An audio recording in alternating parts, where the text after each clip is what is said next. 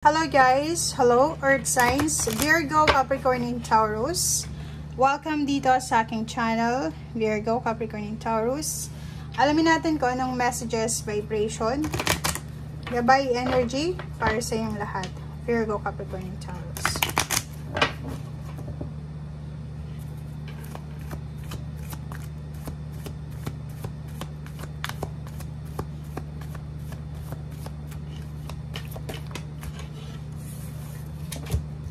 Okay, wealthy man.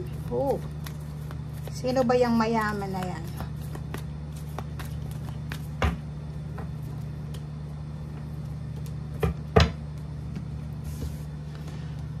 Okay, Earth signs, Virgo, Capricorn, and Taurus. Okay guys, so nakikita natin dito, meron kang 4 na baraha. Pero nakita na natin to for the past few weeks, di ba? Same situation, same numbers.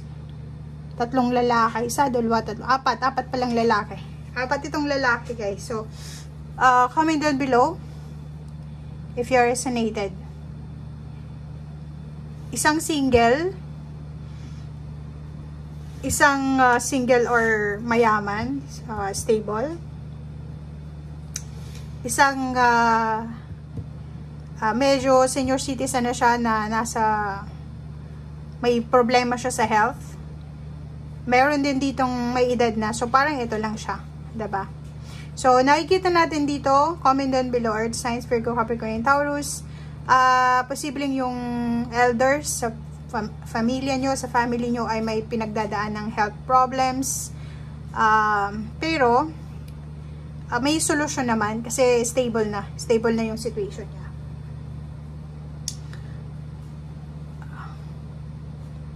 Nakikita ko sir dito, pwedeng ikaw ay babae.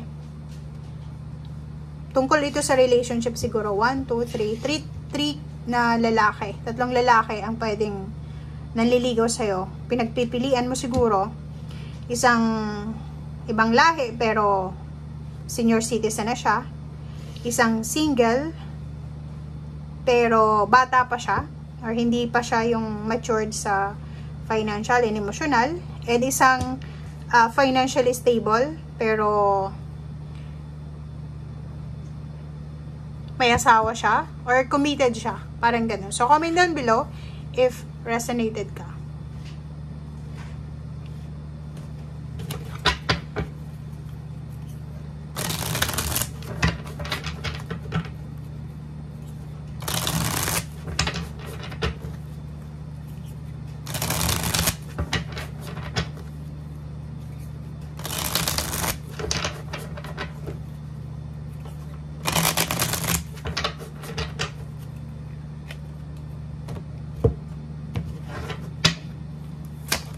Okay, second deck natin is Queen of Swords. May kailangan ka ditong bigyan ng pansin sa araw na ito. Siguro, kailangan mong mag-focus sa kung ano yung importante sa ngayon. Kailangan mong bigyan ng pansin or focus kung ano yung pinaka-importanteng dapat mong bigyan ng pansin sa araw na ito.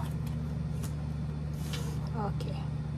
So, nakikita ko sir dito na siguro yung focus mo sa ngayon, if babae ka man or lalaki, makapag-asawa ka ng mayaman, or maging stable yung relationship mo sa pera, magkaroon ng magandang health yung kapamilya mo, or pwedeng tumanda ka sa ibang bansa, parang ganun. Or makapag-asawa ka ng financially stable na ibang lahi, kahit na medyo may edad na siya. Comment down below guys, if you are resonated.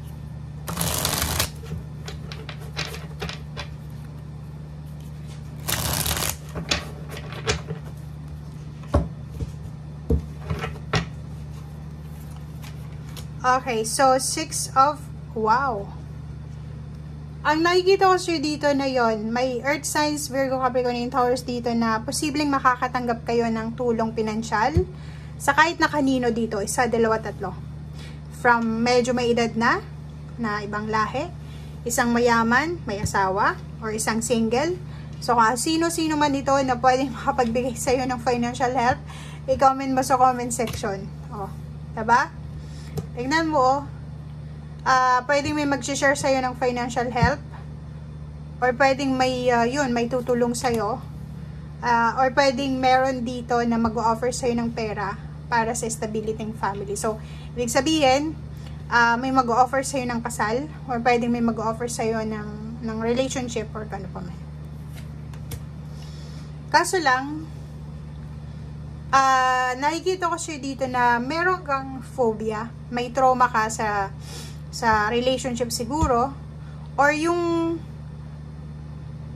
situation mo is galing ka sa broken na family or broken relationship or heartaches and losses. So, hindi ka pa siguro nakaka-recover. So, kahit may mag-offer sa'yo ng stability sa emotional and financial, parang ang hirap pa rin sa'yo makapag-desisyon. Yung iba naman sa inyo is naghihintay kayo ng either salary increase, recognition, rewards, awards, graduation, retirement, end of contract, or kung ano man to na hinihintay nyo. Oh, wow. So, yun na nga. So, nakikita ko, it's either anak mo, apo mo ito, na hinihintay mo, na maging maganda, maging accomplish yung buhay niya, lalo na sa usaping emotional and financial. King of Swords, Queen of Swords, nandito yung baraha ng focus and determinasyon. Sinasabi ng baraha sa'yo na make sure na alam mo kung ano yung priority mo sa ngayon. Kasi ang dami dito ang daming pwedeng gumulo sa isip mo, sa diskarte mo, na pag pinagsabay-sabay mo siya, posibleng mahirapan kang magdesisyon.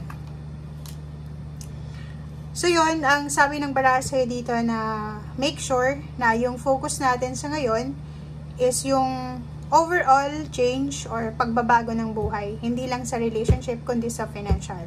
So, sinasabi ng baraha na para hindi ka maguluhan, huwag mong pagsabay-sabayin. Okay? So, dahan-dahan lang, hinay-hinay lang.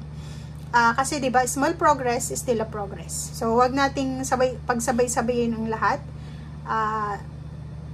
One step at a time, 'di ba? So, huwag nating gawin na decision making yung pagsasabay-sabayin natin, yung trabaho, yung negosyo, yung ganito ganyan. So, make sure doon na focus ka muna sa priority mo, focus ka muna sa isang bagay. Isang decision making ang gagawin mo dito, or isang, siguro may plano kang mag-travel, may plano kang lumipat ng bahay, or lumipat ng trabaho, or kung ano man tong mga plano nyo sa buhay, ang posibleng mababago, or mahahangit siya.